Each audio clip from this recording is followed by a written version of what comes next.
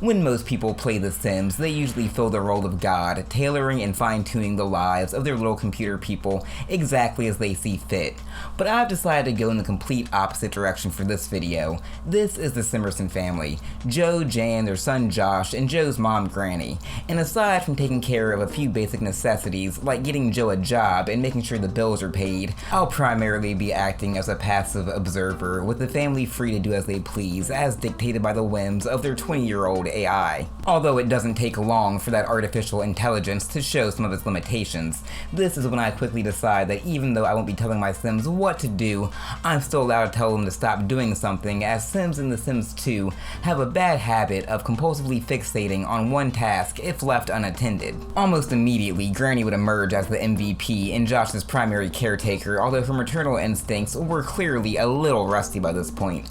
Pretty sure when a baby's got a stinky diaper, you're supposed to change them before you give them a new bottle, but in Granny's defense, I don't actually have any kids, so what the hell do I know? With Granny attending to Josh, Jan was free to mess around on Joe's guitar while he's at work, which is like the musician equivalent of playing on somebody else's saved game.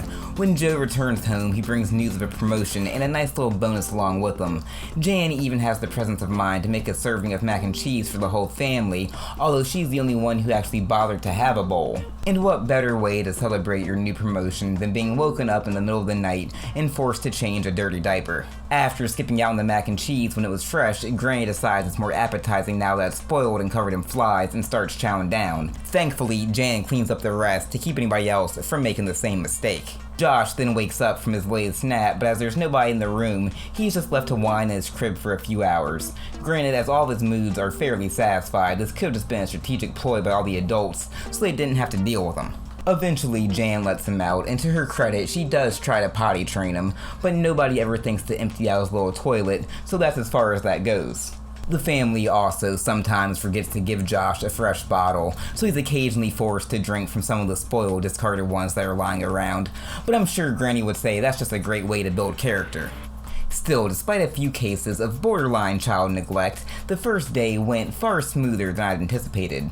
It was the second day when things really started to get interesting. You may have noticed earlier that despite being married, Joe and Jan sleep in different beds, and that's because before I started recording, I had used cheats to lower Jan's opinion of Joe, and the effects of this would finally come into play. Jan begins picking on Joe, and the woman is absolutely relentless. It's so bad that Granny starts cleaning up, just so she can escape the unpleasantness. Emotional abuse doesn't even begin to describe what Jan's doing to this poor man.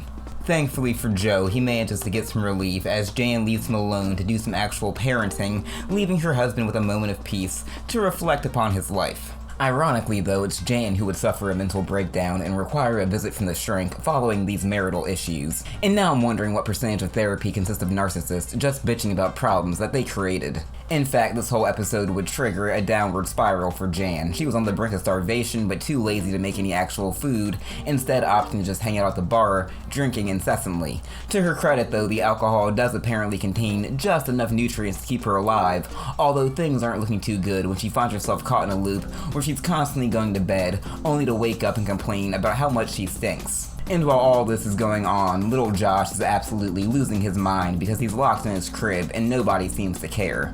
Jan eventually manages to settle down in bed long enough to get some decent rest, and as usual, it's up to Granny to ensure Josh is fed and tidy up around the house. I decide to have Jan wake up ahead of schedule to give her a fighting chance, and although she does seem to have her priorities a little mixed up, she is eventually able to make her way into the kitchen where she fixes up a couple of sandwiches. As this was going down, Joe had quietly slipped away for another day of work, and a bit of good fortune would result in another promotion. In fact, his boss was so pleased they even allowed Joe to take a half day with full pay, although he probably wouldn't have minded staying late, considering what's waiting for him at home. However, Jan would prove that she was capable of being civil as long as food was involved. With Josh's birthday fast approaching, Joe cleans himself up for the festivities, giving the neighborhood a free peep show in the process. Then I would do one of my rare interventions to have Joe bring Josh to blow out the candles. The boy was never potty trained, taught to talk or walk, but luckily The Sims doesn't really hold that against you. However, Jan is unable to hold her contempt for Joe any longer and starts laying into him before Josh is even able to enjoy a piece of his cake. As you would imagine, the kid wasn't thrilled about seeing his father completely emasculated like this and flees the kitchen in tears before wetting himself. See, now when he ends up in therapy down the line, it'll make perfect sense. I mean, I would imagine the obsession that he soon develops with his blocks is because they give him a feeling of control that he's lacking otherwise in his day-to-day life, but I'm not a psychiatrist.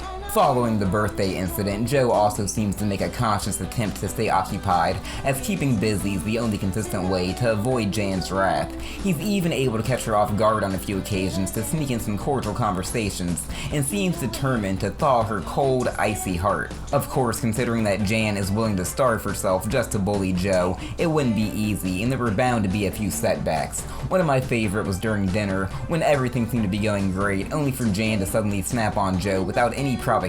She would then take advantage of all the trauma this caused Josh by using it as an excuse to comfort him and gain his trust. Seriously, this is next level emotional abuse and manipulation on display right here, ladies and gentlemen. Lydia Soprano would be proud. Stop telling me how to live my life. Speaking of Josh, things had been a bit of a mixed bag ever since his birthday. On the plus side, now that he was a child, he was far more self-reliant than he'd been as a dumb, helpless toddler. His parents still had a tendency of forgetting to provide him with dinner, as they usually preferred a liquid diet, but an investment in an easy-baked oven allowed him to fend for himself when necessary.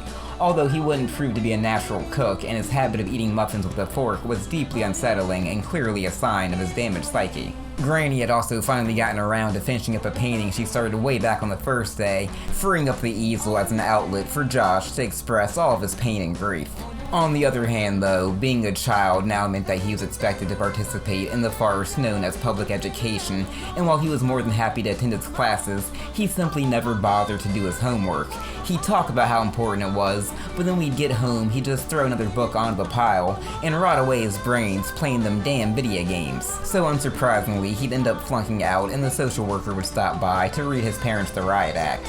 Honestly, after everything Josh had been through, it seemed anticlimactic that the AI's inability to prioritize homework was the reason he was getting taken away to foster care, but that's just life in The Sims 2.